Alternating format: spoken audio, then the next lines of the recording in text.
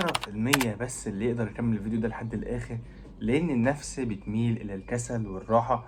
فأتمنى إن أنت ما تظلمش نفسك وتكمل الفيديو لحد الآخر. أنا مش هقولك إن الفيديو ده هيغير حياتك، لأ، هو هيخلي حياتك من حياة قديمة قبل كده هتبقى حياة جديدة مختلفة جدا، فيها طموحات، فيها أمل، فيها تنظيم لحياتك منظمة. ننسى الإهمال وعدم التنظيم اللي كان موجود ده قبل كده. لو حاسس إن حياتك متبهدلة، العادات ما بتعملش، انت بتخطط كل يوم ان انت مثلا هتذاكر برمجة، هتذاكر، هتطلع تجري، هتروح الجيم، ما بتعملش حاجة. انا جايب لك حاجة بتنظم كل ده في حاجة واحدة بس، عاملة زي النوت بدل الورقة والقلم. احنا بقى هنظبطها بتكون بتنسيقات ومريحة للعين وتديك الحماس والباور ان انت اساسا تبدأ وتقوم دلوقتي. دي أداة نوشن، دي أداة بتنظم حياتك، ممكن تنظم لك شغلك، العادات اللي انت عايز تعملها، عايز تتعلم انجليزي، الكتب اللي انت عايز تقراها، لو الصلاة، كل حاجة ممكن تتخيلها هو بينظمها لك وبطريقة مريحة جدا، بحيث انت لو حابب تذاكر منها، حابب تبدأ كورس من خلالها، حاجات كتير جدا من خلالها. يلا بينا نبدأ ونسمي الله. متنساش تشترك في القناة وتشير الفيديو ده مع حد من صحابك عشان تفيده ان شاء الله. يلا نبدأ دلوقتي. ده الشكل اللي احنا هنوصل له في الاخر. طبعا كل واحد بيحط التنسيقات اللي هو حاببها والاشكال اللي هو حاببها. مثلا احنا مثلا عندنا مثلا بروجرامينج، ده انت بتخش الصفحة اللي جوه بيقولك مثلا بروجرام، كان نرجع للصفحة الاولى. فاحنا دلوقتي بص، ده منظر الصفحة منظمة، كل حاجة بتفتح الايقونات جوه. انا عشان بعمل فيديوهات على اليوتيوب، فانا مثلا عامل قناة لليوتيوب، فيديوهات اليوتيوب برتبها، منظمها بالمواعيد والتواريخ. فطبعا نوشن ساعدني جدا ان انا اظبط فيديوهات من هنا. عشان لو احنا عايزين نعمل نيو بيج من علامة القلم، وعشان نشيل الخانة اللي على الشمال احنا بنحط على الاسهم دي ونبدأ نشيل. احنا نيو فتحنا صفحة جديدة نسميها مثلا، انا هسميها مثلا ماي لايف لانها توصف حياتي ويومي.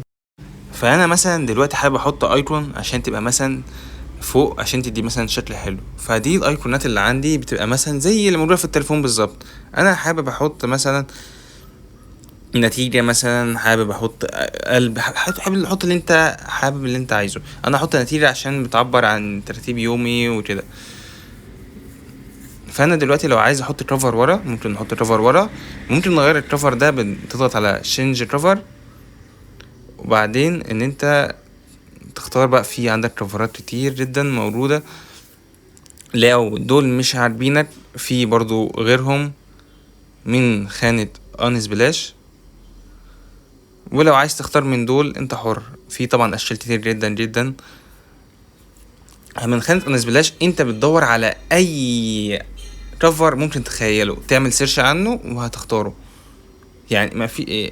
فانت دوبك مثلا، انا مثلا عايز اعمل مثلا عن الورك او الشغل، فهتلاقي لي اشكال كتير جدا جدا ان اختار منها. دي حاسس انها شكل مرتب وهيديني انطباع حلو. انا مثلا لو عايز اغير البوزيشن بتاعها، بتضغط على بوزيشن وتفضل تحركها، بتطلع بالسهم يمين فوق شمال براحتك، على حسب ما انت عايز وعلى حسب ما تحس انها مناسبة.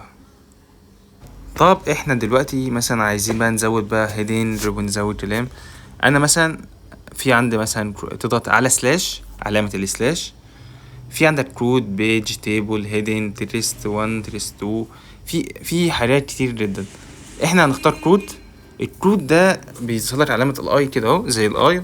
انت مثلا تكتب اي كلمة ممكن تشجعك، زي مثلا يوم ما فتصل الالهامات، تكتب ايه قرآنية، تكتب الحاجة اللي انت مثلا اول ما تشوفها مثلا تديك سبورت، لان احنا اوقات بنبقى فاقدين الشغف. فانا هكتب مثلا بسم الله الرحمن الرحيم، ان انا احب ان انا ابتدي بيها في صفحتي. انت بنتي تكتب اي حاجه انت عايزها، والحاجه تديك باور، لان احنا اوقات كتير بنبقى فاقدين الشغف ان احنا نعمل اي حاجه. فالحاجه دي بتديك الباور ان انت، لا، ان انت تقوم وتبدا وتكمل. فانا دلوقتي كتبت الهيدنج زي كود عشان يشجعني.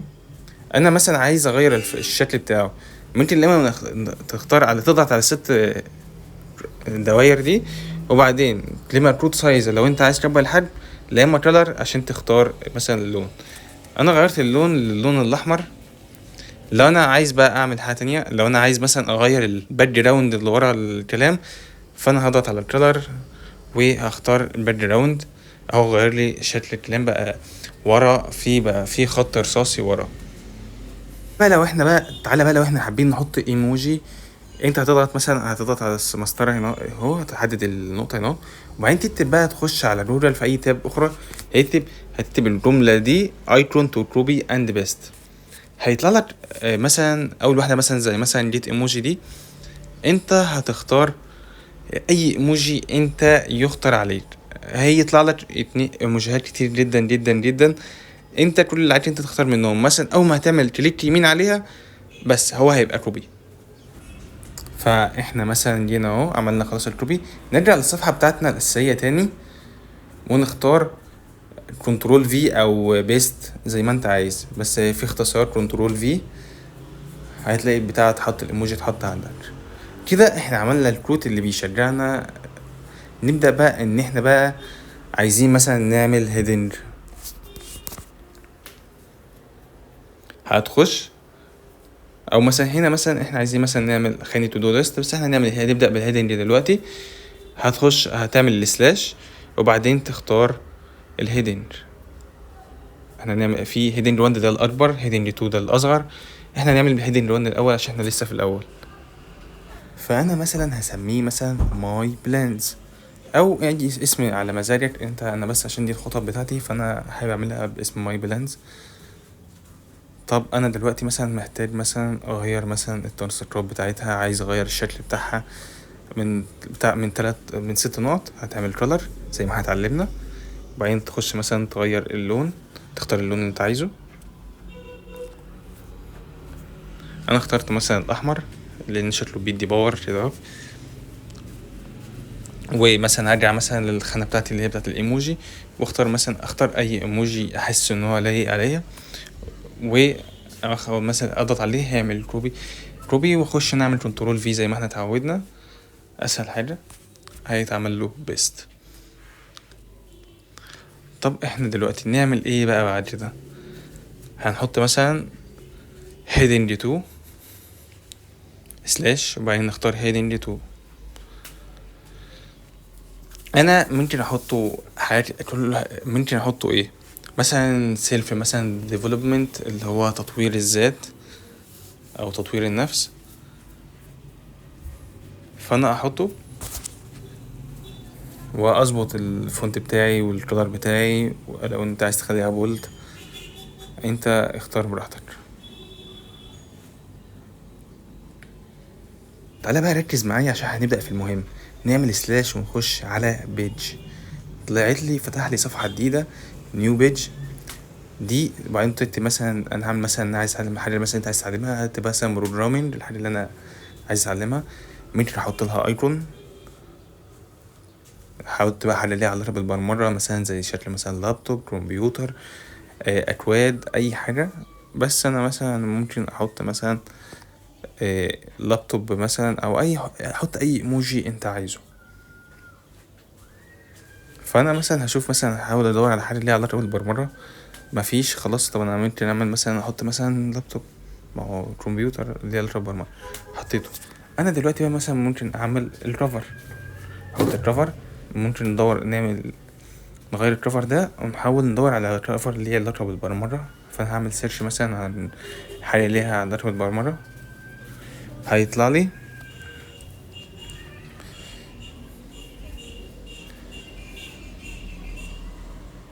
فانا طلع لي اكواد كتير جدا وصور كتير جدا ممكن احطها كفر.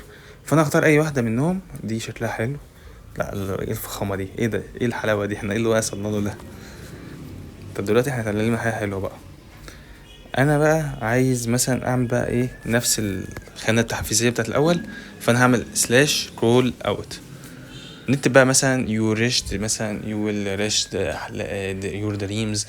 اكتب اي حاجه بتحفزك في الاوقات اللي انت مثلا تكون مرهق فيها. فانا هعمل مثلا you will reach your dream. انت بتكتب لو حابب تكتب اي قران، اي حاجه بتكتب اي حاجه بتدي باور اكتبها. انا تبقى عايز بعدين تعمل سيلكشن عليها وبعدين تعمل كليك يمين، وبعدين هتختار مثلا بولد بقى، تحط التنسيقات اللي انت عايزها. عايز تغير اللون، عايز تحط مثلا خط تحت الكلام، عايز مثلا تخليها مايلة، كل حاجة موجودة عندك. عايز مثلا تغير مثلا اللون بتاعها، يبقى تختار مثلا لون تاني. عايز تغير مثلا الباك جراوند بتاعت الكلام.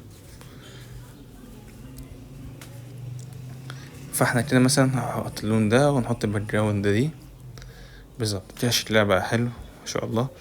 الحمد لله، ايه الحلاوة دي. فاحنا بقى دلوقتي مثلا هنرجع للصفحة بتاعتنا بقى في الأول اللي احنا كنا فيها في الأول. طب مثلا خانة زي خانة ماي بلان أنا عايز أعملها كوبي، هل أعملها كوبي كده أكتبها تاني؟ لأ، أنت تخش عليها تعمل على 3 على 6 نقط، وبعدين تعمل دبليكيت، وبعدين مثلا ما تحركها سلاش تطلعها فوق تنزلها تحت براحتك. وممكن مثلا بتتعمل باختصار كنترول دي. احنا مثلا هنعملها مثلا هنختصرها هنحدد عليها ونعمل كنترول دي، وده اسهل طبعا بدل ما تقعد تعمل شويه كل شويه كليك وبعدين تخش ان انت تشوف تعمل دبل كليك. فلا، انت كنترول دي اسهل لك بكتير. فانا مثلا دلوقتي مثلا عايزين بقى نحط مثلا حاجه تانية بقى غير البروجرامين، مثلا عايزين نحط انجليش مثلا، فهنطلع نعمل مثلا دبل كليك او كنترول دي، ومثلا هنتك عليها هنتك على البتاع اتنسخت اهي. احنا بقى عايزين نغير مثلا الاسم بتاعها او نغير الفونت براحتنا بقى. انا مثلا غيرتها هعملها مثلا انجليش، ان انا مثلا عايز اتعلم انجليزي، واحط مثلا اي حاجه مثلا ليها علاقه مثلا بالانجليزي. ادور على اي حاجه ليها علاقه بالانجليش، مثلا كتاب مثلا او اي سكول، اي حاجه اللي انا بتعلم مثلا انجليزي، فاتغير لها الشكل اهو. كده اتعمل لنا عندنا بيجين، واحده بروجرامينج وواحده للانجليش بتاعنا. تعالى نفرض بقى دلوقتي اللي بقى لو انت عايز تحط صورة، مثلا هتحط صورتك مثلا، فاحنا هنعمل سلاش وبعدين نحط مثلا، وبعدين نشوف image image اهو لقينا مثلا image. نحط اي صورة انت عايزها، مثلا ممكن تعمل ابلود مثلا الصورة مثلا عندك على التليفون، او مثلا تعمل سيرش مثلا لصورة انت عايزها مثلا. فانا مثلا هدور على اي صورة مثلا حاببها هحطها. فانا حابب مثلا ان هي مثلا صورة مثلا تكون لوركينج، لشغل ناس بتشتغل وكده. انت ممكن تحط صورتك، في ناس كتير بتحب صورة تحط صورتها. انا هاخد اي صورة من دول، هنفرض مثلا هاخد الصورة دي. دلوقتي الصورة اتحطت، طبعا الصورة كبيرة قوي واخدة مساحة كبيرة، فانا هحاول اقلل حجم الصورة. تيجي عندها من الجنب وتبدأ تصغر فيها. طب مثلا لو انا عايز مثلا اعمل الاين للصورة، تضغط عليها وبعدين تضغط على علامة الالاين. هنا كده الصورة اتحطت شمال. لو انت مثلا عايز تحطها مثلا في النص، فانت هتضغط في النص. لو انت عايز تحطها مثلا على اليمين هتعمل الاين على اليمين. بس انا هحطها على الشمال عشان ما تاخدش حيز كبير وما تبوظش الشكل. تمام. دلوقتي بس هنصغرها شويه عشان ايه ما تبوظش ما تاخدش مساحه كبيره قوي.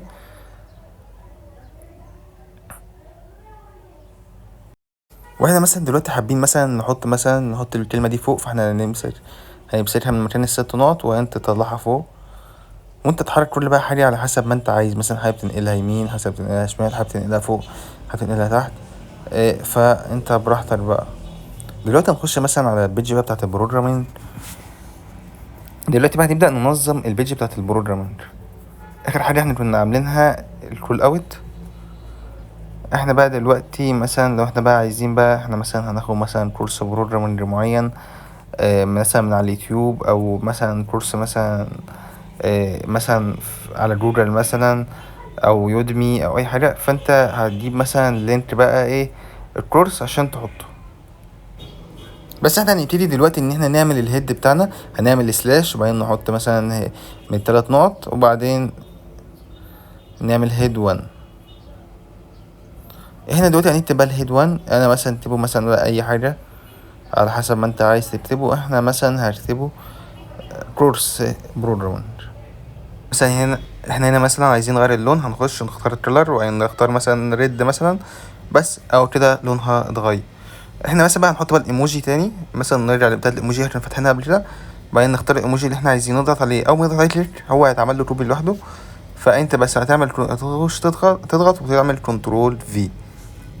بعد ما عملنا كنترول في هتلاقي ايه الايموجي يظهر لك، او ممكن بقى من كليك وبعدين تعمل بيست، الاريح لك تقدر تعمله.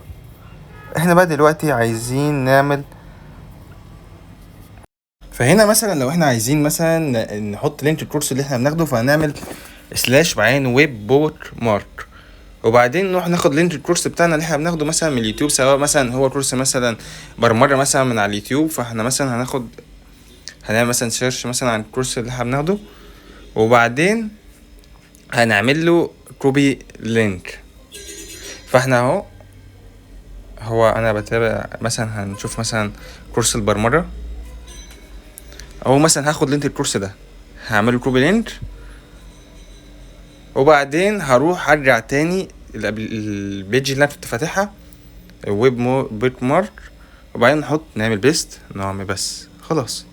هتلاقي كل الصورة بتاعت الفيديو والفيديو موجود عندك، مسافة ما تضغط عليه هيروح مفتوح على طول. دنيتك مترتبة، انت هتخش دايما هتروح تفتح مثلا نوشن وبعدين تضغط على الكورس بس وخلاص، مفيش اسهل من كده. هنعمل بقى دبليكيت للكورس، او نعمل هيد تاني زي مثلا ميعاد الستارت، مثلا احنا بدأنا الكورس ده امتى، واحط التاريخ تحتيه.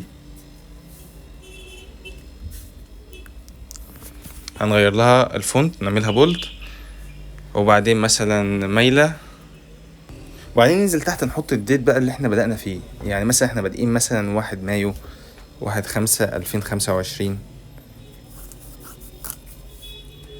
جاء كتبنا الديت. ممكن بقى نرتب بقى المحتوى اللي احنا خدناه في الكورس عندنا، فاحنا نبدأ اننا نعمل مثلا هيد جديد. انا مثلا هبدأ اعمل ان انا اعمل هيد جديد، فانا هعمل دبليكيت، هاخد اللينك من الهيد الاولاني واعمل دبليكيت لتحت من كنترول دي، او تعمل دبليكيت من السلكت وتعمل كنترول بعدين تعمل دبليكيت، انت براحتك بقى. ونغير بقى الاسم بتاعها مثلا لكورس كونتاكت، ده المحتوى بتبقى دي الحته بتاعت المحتوى بتاع الكورس اللي احنا واخدينه. وبعدين نظبط الفونت اللي احنا عايزينه، نحط مثلا لو احنا نغير اللون او كده، احنا مثلا حابين نغير اللون مثلا احط اللون الاصفر، او احط مثلا واحط مثلا نغير الباك جراوند بتاعتها. ظبط دي النوت بتاعتك، فانت شخبط واعمل كل اللي انت عايزه فيها، وانت انت مكانك بيتك بالظبط. فاحنا هنعمل بقى بيج عشان نحط فيه الليسونز بقى بتاعتنا اللي احنا خدناها. مثلا لو هعمل مثلا دي 1 اليوم الاولاني اللي انت بدأت فيه دراسة البرمجة، ده الدرس الاولاني فيه، فاحنا هنعمل دي 1. وبعدين نحط مثلا الايكونز بتاعتنا، هحط مثلا اي ايكون مثلا ليها علاقه بالبرمجه، فانا هحط اللابتوب. وبعدين تحط الكفر بتاعك، تختار الكفر اللي انت عايزه، ممكن بقى يعني تحط بقى اللي انت عايزه بقى، تدور بقى اي بتاع اللي انت عايزه، سواء انت عايز تحط بقى حاجه للاكواد او عايز تحط على حسب بقى الكورس اللي انت هتاخده. انا هحط اي حاجه دلوقتي بس عشان نختصر وقت الفيديو. وبعدين بقى احنا نبدا نعمل بقى تعمل انا مثلا بدرس برمجه، فانا هعمل سلاش كود دي لو انت عايز تعمل تكتب اي حاجه لاكواد البرمجه. يعني مثلا بقى تكتب مثلا انت مثلا تاخد مثلا كورس عن HTML، فانت تعمل مثلا بقى اكواد HTML براحتك. وكنت مثلا خدت الهيد النهارده، فانت تكتب الهيد. المحتوى بتاع الكورس مثلا انت خدته هو ده اللي انت بتحط. انا خدت مثلا HTML فانا هكتب HTML، واكتب بقى كل الاكواد. ممكن تروح تعمل لها كوبي بيست، تاخد البتاع مثلا من هناك كوبي وبعدين تيجي تبست هنا في المكان هنا، فانت براحتك. فانت دلوقتي فتحنا مثلا، انا خدت مثلا النهارده خدت مثلا الهيد، فانا هكتب مثلا هكتب الهيد. لو عايز تحط برضه لينك حاجه انت براحتك. فاحنا مثلا انا حطيت الهيد،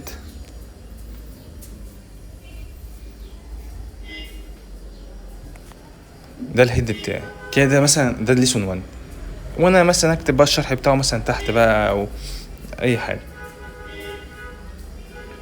فمثلا دلوقتي انا مثلا عايز اعمل بقى ايه، مثلا اجيب مثلا صوره لاكواد الحصه اللي انا خدتها، فانا هعمل سلاش وبعدين ايمج وبعدين تاخد صوره للاكواد اللي انت خدتها. انا مثلا هفترض مثلا دي مثلا اكواد اللي انا خدتها مثلا عندي في الكورس النهارده، انا هجيب صوره الاكواد احطها هنا. يبقى انت مثلا ايه، عندك صوره الاكواد يعني مثلا الحصه المحاضره اللي انت حضرتها من اليوتيوب وخدتها سكرين، انت تحط السكرين عندك هنا اهو، تعمل سلاش ايمج وبعدين تيجي تحط السكرين اللي انت خدتها من عندك من الكورس. بس يبقى انت الكونتاكت بتاع الكورس يعني انت تخش تذاكر من هنا على طول، كل حاجه هتبقى موجوده عندك. لان انت مثلا لو بتاخد محتوى من على اليوتيوب الموضوع صعب، عشان تقعد تدور عليه كل شويه لازم تخش الفيديو، انت كده موجود عندك على طول هنا. فانت لما تضغط على تطلع بره بقى، هنخش مثلا على بروجرام، هتلاقي دي 1 موجود، وبعدين من دي 1 انت كل موجوده في المحاضرات بتاعتك. فانت بس بقى، وبعدين ترجع بقى مثلا لو انت مثلا سايبها مثلا انت عايز تعمل دي 2، فاحنا هنعمل دبليكيت لدي 2. فمثلا انت تعمل بقى، نعمل دبليكيت للدي 1 نعمله عشان نعمل دي 2 منه. فانا عملته دبليكيت وبعدين اغير الاسم بتاعه لدي 2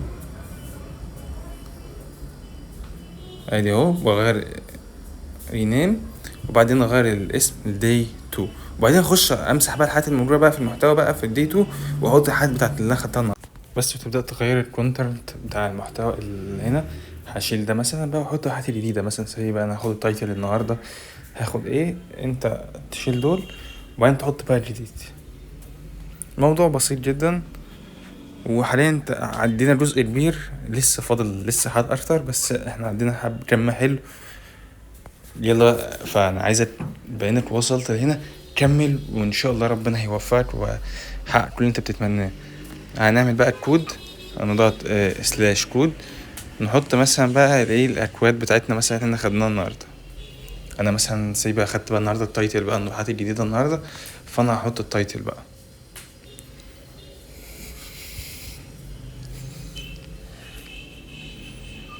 خدنا اهو مثلا التايتل، وبعدين هشوف بقى انت بقى ايه يعني براحتك انت عايز بقى كده. احنا مثلا ايه فكده مثلا اهو احنا فتحنا بس هفتح صفحه البروجرامين، تلاقي ان احنا بقى عندنا بقى حاجات كتير. افرض بقى انت عايز تعمل اكسبورت من الثلاث نقط اللي على الشمال اليمين تضغط عليهم، وبعدين نزلنا لتحت لقينا اكسبورت. من اكسبورت لقينا عندنا ان احنا نعملها بصيغه بي دي اف اتش تي ام ال او سي اس في. احنا هنعمل طبعا بي دي اف اللي احنا نعرفه، وافضل حاجه هو البي دي اف بس، وتعمل اكسبورت بس وهيطلع لك. طب دلوقتي احنا بقى ايه كده، خطوه حلوه جدا. احنا هو عملنا بروجرامين كورس، بقى عندك فوق الكورس اللي احنا تخش عليه، وبعدين عندك الاستاذ ديت وعندك الكورس تون. فانت حرفيا عملنا اندس ايه بص تعال بص احنا عملنا ايه. احنا عملنا ماي لايف وبعدين عملنا بلانز، حطينا بروجرام من الانجليش. فاحنا بقى نبدا بقى في ايه بقى. خلينا بس نزود بس حاجات تانية، في حاجات تانية احنا ناقصينها.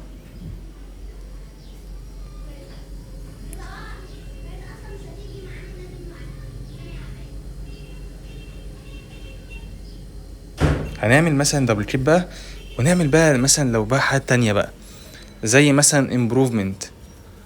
بس احنا نعمل بس هيد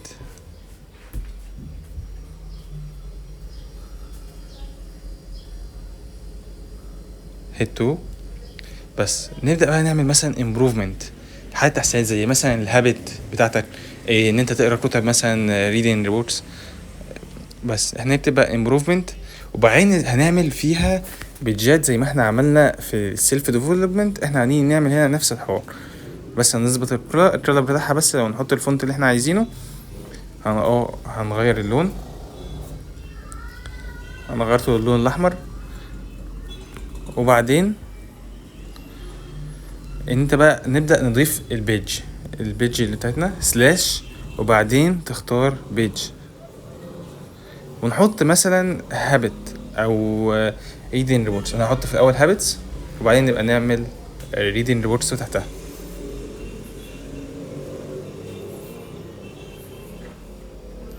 نحط الايكون بتاعتنا اللي احنا عايزينها،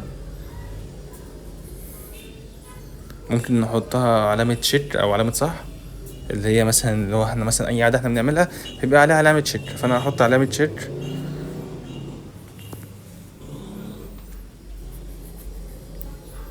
فاحنا اخترنا علامه الصح اهو.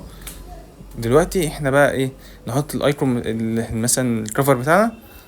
اختار اي كفر ويفضل يكون اللي هو يوم حيوي بس، وبراحتك بقى. بعدين كده احنا اهو حطينا الهابت خلاص تراكر. ممكن نعمل بقى مثلا ريدنج ريبورتس، مثلا ممكن بقى تعمل دبليكيت وتغير الاسم، او انت تعمل سلاش وبعدين بيجي تاني براحتك. بس طبعا الاسهل ان انت تعمل دبليكيت، فاحنا عملنا دبليكيت ونغير الاسم. ادي ان احنا فانا هو غيرت الاسم من هابت تراكر، هحطه بقى ايه ريدنج بوكس، او مثلا احط بقى الحاجه اللي انت بتعملها. بس انا هعمل ريدنج ريبورتس الاول، لان قرايه الكتب حقيقي حاجه مفيده جدا، ودي هتطور منك كتير قوي، يعني هتفرق معاك قوي.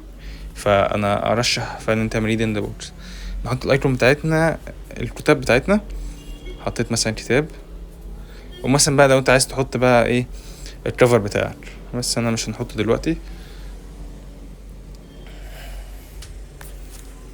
كده احنا بص بقى، احنا كده عملنا كده ايه بروجرامين انجلش، وعملنا ايه هابت تراكر، وعملنا ايه ريدنج ريبورتس. نخش بقى على الانجليش. خلينا نبدا نظبط بقى ايه الانجليش اللي احنا كنا عاملينه.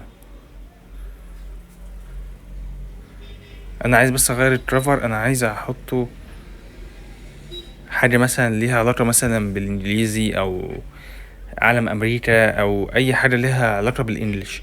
او ممكن احسبها زي ما هي كده اهو، وبعدين ابقى اغيرها ايه بعدين. فانا هسيبها زي ما هي، وبعدين ابقى اغيرها انا بعدين. انت شرب بقى كوبايه ميه كده، وتعالى بقى نكمل عشان الحته دي مهمه جدا جدا جدا جدا. بس خلينا نكتب العنوان. احنا هنكتب العنوان مثلا كورس انجليش، وبعدين هنغير اللون بتاعها، او فاحنا نغير الفونت. هنحدد عليها ونعمل تغيير للفونت او اللون. فانا مثلا هغيره مثلا للون بينك مثلا. تمام. هنعملها بولد، حابب انت تعمل مايل بقى او تعمل خط تحتيها انت براحتك. خلينا بقى نخش على المهم، الحته دي مهمه جدا جدا جدا جدا. سلاش، وبعدين نعمل ويب مارك، ونحط مثلا الكورس الانجليزي بتاعنا اللي احنا كنا واخدينه قبل كده، زي ما احنا عملنا في الكورس البروجرامينج.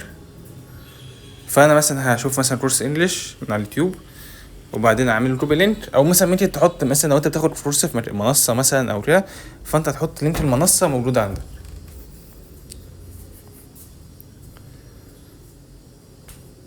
هتعملها بس كوبي وتحطها. فانا عملت كوبي للفيديو، لينك الفيديو، وبعدين رحت عملت له بيست هناك او كنترول في.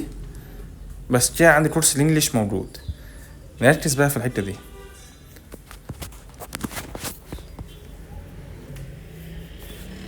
كده هو كورس الانجليش محطوط خلاص عندنا. تعالى بقى هنا هنعمل سلاش، وبعدين نحط البيج.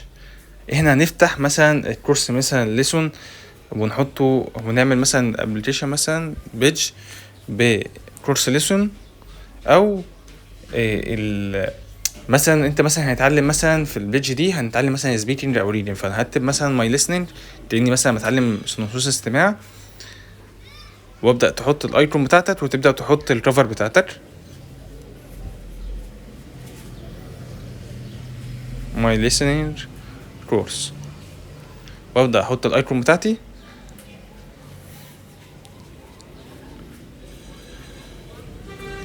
انا هحط مثلا على امريكا لانها حاجه طبعا انجليش وكده.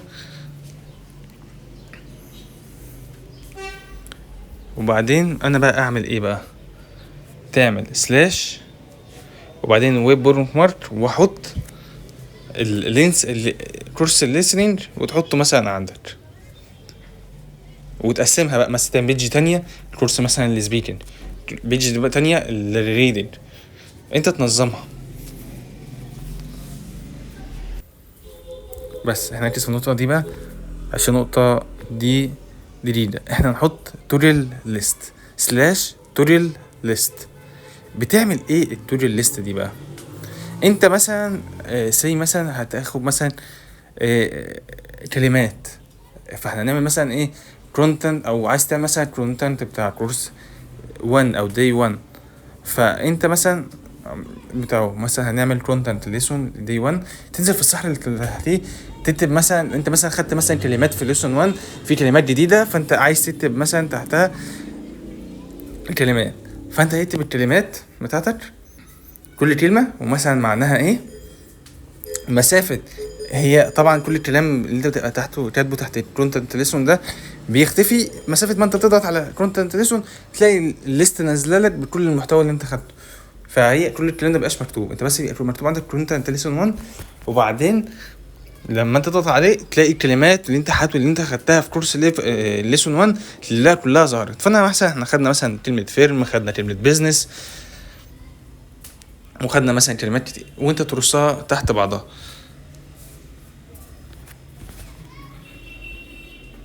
انا هغير الفونت بتاعها اخليها بولد.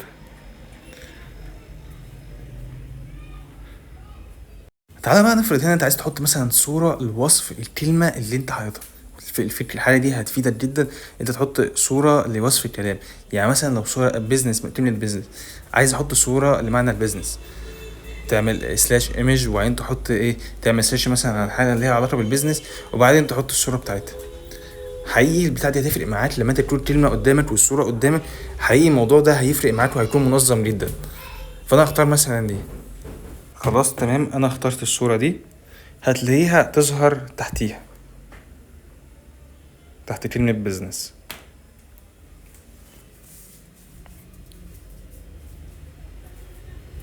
هي اوقات بس بتاخد وقت، بس هي هتظهر اي ظهرت. انت بقى تظبط المساحه بتاعتها. طيب مش اكيد مش هسيب الكلمه مش الصوره بالحجم ده كده احنا هناخد الصفحه كلها. انا هنصغرها. ممكن بقى تحطها طبعا اللاين بتاعك اللي هو يمين او شمال او في النص. انا هخليها مثلا كده بس. واحنا بقى نطلع بره كده نرجع للمشروع بتاعنا الاساسي اللي هو الصفحه بتاعتنا بتاعت اول صفحه في النوت من بره، اللي هي كانها اول ورقه في الصفحه كده، اللي هي بتدلك على الخريطه بتاعت المحتوى اللي موجود جوه. فاحنا فتحنا. تعال نخش على الصفحه بتاعت الانجليش كورس بتاعنا. فتحناها اهو. بص حرفيا الصفحه عظمه عظمه. ده لينك الكورس بتاعنا، احنا ممكن نشيله خلاص، احنا مش عايزينه، خلينا نقسمها احسن ونحطها بيدجات، بتبقى مثلا اول حاجه ماي ليسن كورس، ونكتب تعالى بقى نعمل بيج جديده بماي مثلا ريدنج كورس. انت قسمهم بقى وحط تحتها مثلا بقى تعمل بقى بيج بعد كده بقى ايه للسبيكينج. ومثلا لو انت بس عايز تحط مثلا كلمات مثلا تحطها مثلا فوكاب، بيج للفوكاب تحتها انت براحتك. يعني انت على حسب تنظيمك والحاجه اللي انت تبقى انت قاعد مرتاح وانت عاملها. انا هكتب مثلا عملنا نيو بيج وهنحطها ماي ريدنج كورس.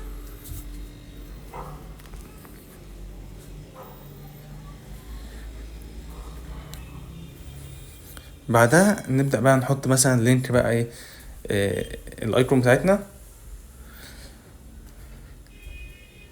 وتحط الكفر بتاعك. وبعدين ان احنا ممكن بقى انت بقى تحط بقى مثلا ايه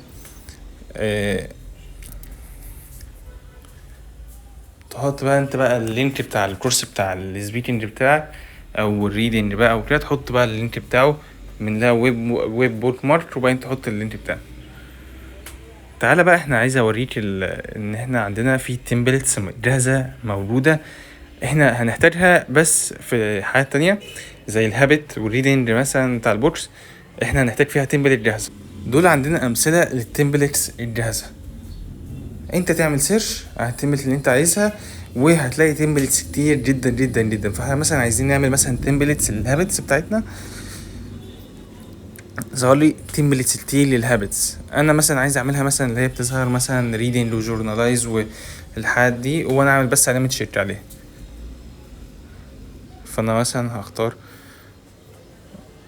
هختار اي واحده، حاجه مثلا ليها علاقه مثلا ان انت مثلا ان انا اعمل شيكس، بس تعمل علامه صح على الحاجه دي وممكن تعدلهم انت. بس كده احنا شفنا الامثله للتمبلتس. تعالى بقى نخش بقى نعمل بقى صفحه الهابتس بتاعتنا، نعمل عليها نيو بيج، ومن نيو بيج نحط بقى الاسم بتاعها، مثلا مثلا شهر يناير، نقسمها مثلا اشهر، مثلا شهر يناير فبراير مارس ابريل. احنا نحط بس الايكون بتاعتنا،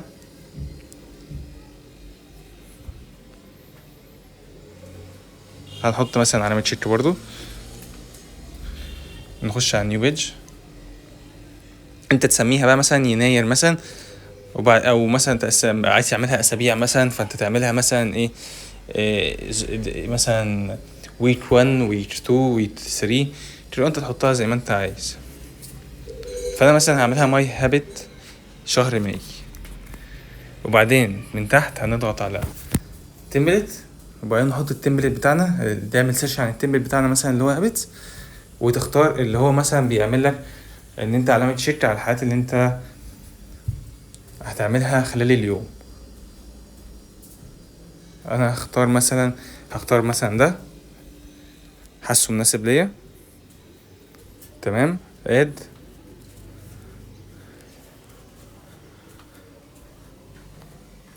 كده احنا ضفت التمبلت ده، هيضاف عندي في البيدج اللي انا لسه عاملها دلوقتي. بص ده منظر التمبلت بتاعي. انت بقى دي بقى التمبلتس بتاعتك اللي فيها ماي هابتس، دي التمبلتس بتاعتك. انت بقى ايه عايز تغير بقى وتعدل فيها انت براحتك. تعالى بقى بص دلوقتي الهابتس بتاعتنا، هو مثلا عامل لك مثلا عنده هابتس زي جورنالايزنج، رياننج، في حاجات كتير انت مثلا عايز تعدلهم. هنضغط على البتاع دي، وبعدين منها تعدل. انا مثلا مش عايز كلمه لاست وينزداي دي، مثلا انا عايز احط مثلا داي 1 او داي 2، او عايز تحط مثلا الايام مثلا باسمها مثلا ساترداي مانداي، ترتبها على حسب الترتيب اللي انت عايزه. بس انا مثلا هعملها داي 1. انت مثلا بقى حابب تغير مثلا جورنالايز دي مش عارف، هتعمل رينيم وتحط الهابتس بتاعتك. انت بقى ترتب بقى الهابتس بتاعتك، عايز تضيف، عايز تزود، عايز تقلل، رتب انت الهابتس بتاعتك. بس احنا هنغيرها، وانا هحط بقى ايه الهابتس بتاعتي مثلا زي مثلا learning مثلا انجلش. انا عايز اعمل مثلا شيك، بحس ان هي مثلا لما اخد اذاكر الانجليش بتاعي النهارده اعمل علامه شيك عليه بس. فانا عملت learning انجلش بس وخلاص، وانا هطلع بقى.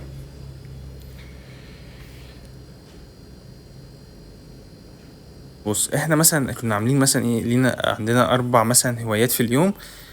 انا كل ما اخلص واحده هضغط على علامه المربع دي عليها، وبعدين كده اهو كده انت خلصت. كده بقى رانكك 1/4، دوس على 2 بقى 2/4، دوس على 3 بقى 3/4. هتلاقي الدايرة دي بتلف طول ما انت تعدي حاجة، طول ما انت تعدي حاجة تلاقي الدايرة بتلف.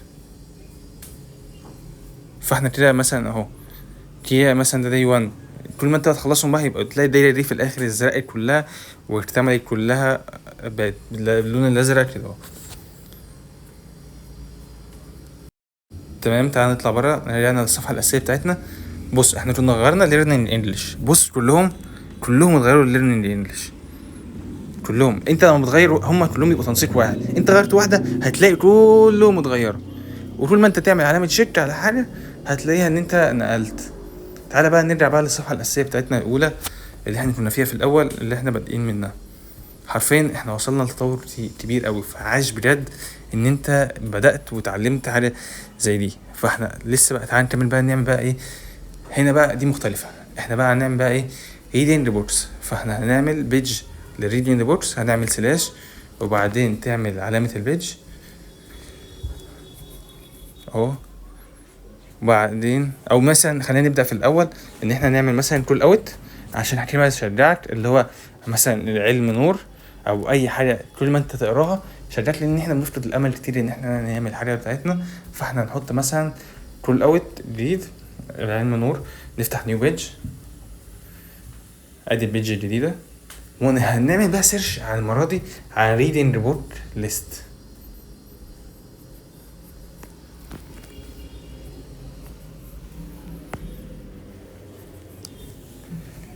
اهو، ونعمل من اهو من علامه السيرش ريدنج ريبورت ليست، واختار. هيظهر لي كذا واحده، انا هختار بقى اي واحده اللي هي تناسبني، انا هختارها وبعدين اعمل لها اد، وبعدين كده هي اتضافت عندك.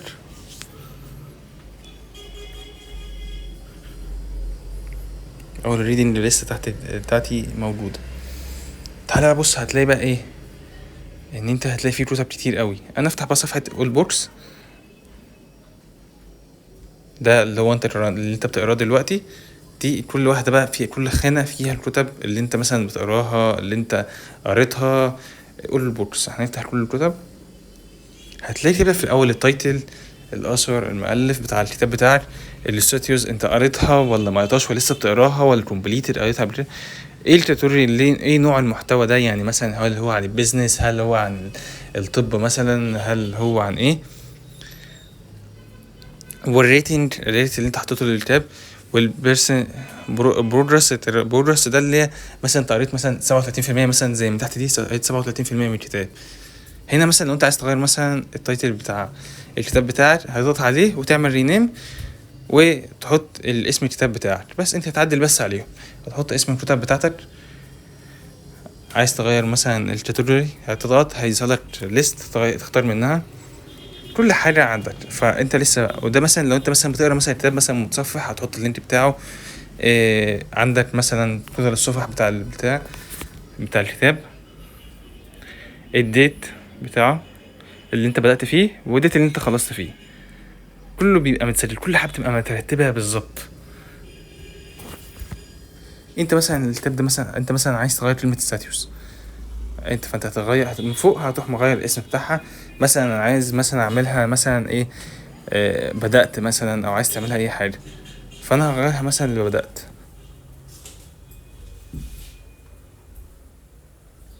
اهو، بدأت، بس هتلاقي اتغيرت معاك.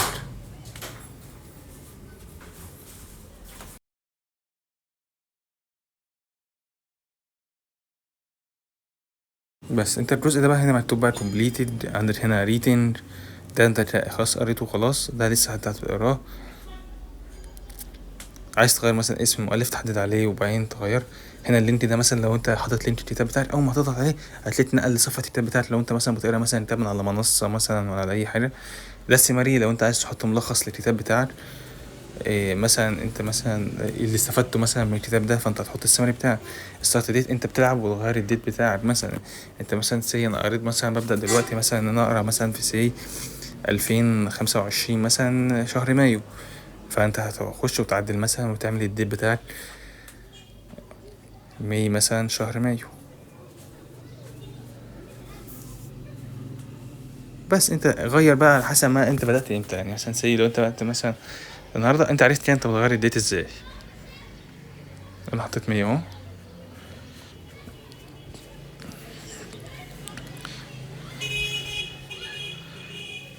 حرفيا احنا وصلنا دلوقتي لتطور كبير جدا. وده ديت فينيش، انت مع خلصت الميعاد الديت فينيش، انت خلصت البتاع دي، انت خلصتها امتى، خلاص تبدأ امتى. فكل التفاصيل موجودة عندك دلوقتي.